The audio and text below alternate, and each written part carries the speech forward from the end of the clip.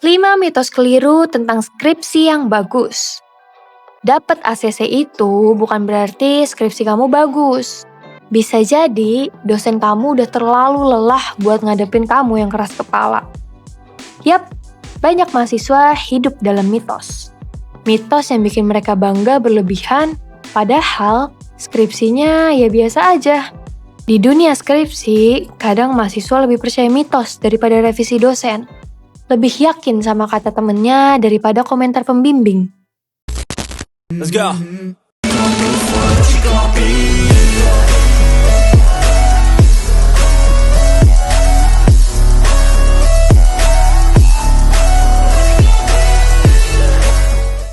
Tim semester panjang melakukan penelusuran genealogis dalam perspektif Foucauldian untuk mencari asal-usul munculnya berbagai mitos akademik dan menelusuri jejak-jejak arkeologis yang berserak yang membuat banyak mahasiswa terjebak dalam kebanggaan palsu. Mereka terlampau merasa hebat sama apa yang mereka lakuin, padahal itu sebenarnya sangat biasa aja. Nggak perlu ada yang disombongin. Berikut 5 mitos keliru tentang skripsi yang hebat dan ingin coba kami patahkan. Nomor 5. Dapat ACC berarti udah layak. ACC itu bukan piagam Nobel. Kadang dosen kasih ACC bukan karena skripsi kamu cemerlang, tapi karena udah capek negur kamu yang selalu bilang, "Iya pak, nanti saya revisi." Tapi revisinya nggak pernah muncul. Jadi, jangan GR dulu. ACC itu kadang hasil diplomasi emosi. Nomor 4. Semakin banyak teori, semakin bagus. Bab teorinya nyampe 8 subbab. Dari teori komunikasi, psikologi, sampai teori konspirasi dipakai semua. Tapi pas analisis, teorinya nggak kepake sama sekali. Ingat ya, banyak teori bukan berarti makin intelektual. Bisa jadi cuma parade copy-paste. Sebab, kalau kamu beneran orang yang paham riset, mestinya kamu ngerti bahwa makin banyak teori, maka makin besar peluang kamu untuk nggak nyambung. Apalagi kalau kemampuan sintesismu masih standar bawah. Nomor 3. Berarti isinya jelek. Skripsi cepet dan lama nggak ada urusannya dengan kualitas.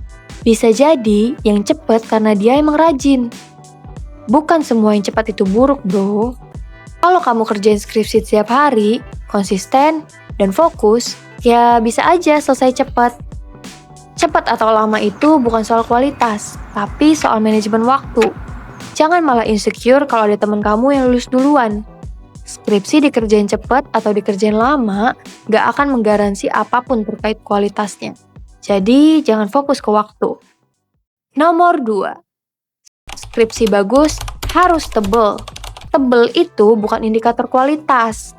Kadang justru makin tebel, makin rawan menghasilkan puluhan kesalahan. Tumpang tindih argumen, sistematika berantakan, data nggak sinkron, semua bisa kejadian kalau kamu fokus ke bikin buku, bukan karya ilmiah. Dan mitos nomor 1 yang mungkin kamu kurang setuju adalah nomor 1. Skripsi bagus harus dari topik terkini. Ada anggapan sebagian mahasiswa, kalau topik skripsi sedang jadi masalah yang lagi ramai dibicarain, berarti itu skripsi bagus.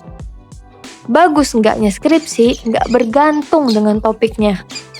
Walau topik lagi hangat dibincangkan, tapi pengerjaannya asal-asalan, juga bakal ngasilin cerita yang biasa aja.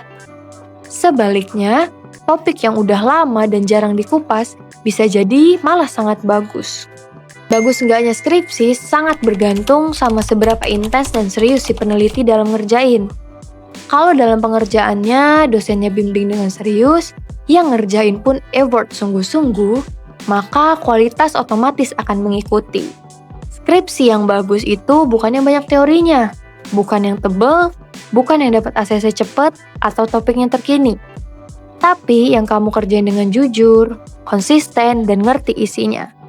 Daripada ngebanggain hal yang keliru, ada baiknya untuk ningkatin terus-menerus rasa keingintahuan kamu, biar critical thinking kita semua bisa terus berkembang. Dari 5 tipe tadi, mana yang paling sering kamu dengar atau bahkan kamu percaya? Ceritain dong di kolom komentar. Kita bongkar bareng mitos-mitos palsu di dunia akademik.